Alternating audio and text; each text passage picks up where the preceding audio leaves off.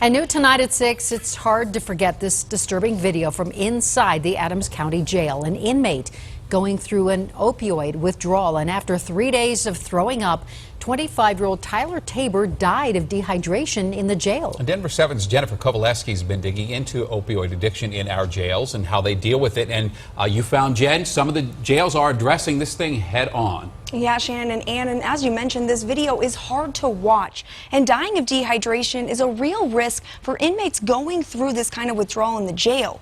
Now, we spent the day in the medical unit at the Douglas County Jail, where they've put new protocols in place to prevent something like this from happening. And I tried it, and ever since that day, I was doing it every single day since then, since age about 15. Inside the Douglas County Jail. This year was the first time I ever tried it.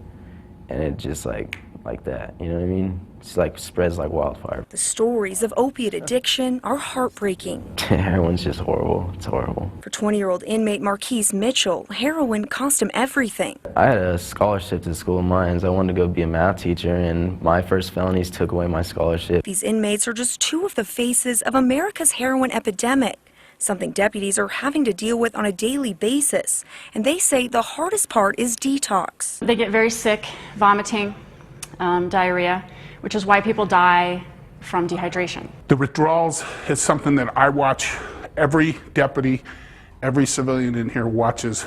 Minutes could be the difference between life and death. Captain Kevin Duffy runs the jail. He says in the last 2 weeks they put in new protocols to better treat withdrawal symptoms. We're actually helping them by easing their landing from this withdrawal. It's something that I would never wish upon my worst enemy. Like, I've never felt so bad in my life. Inmates going through opiate withdrawals are taken here to the K-Pod, where they're closely monitored and staff rates their symptoms in stages. If they're scoring high, we check them more often. And if their vital signs take a turn for the worst, then we will send them to the hospital. To pay me now or pay me later. Critical steps and compassionate care, these inmates say, made all the difference. I honestly could say it helped save my life. The jail is also looking to launch a pilot program that would focus strictly on inmates dealing with opioid addiction. Jennifer Kovaleski, Denver 7.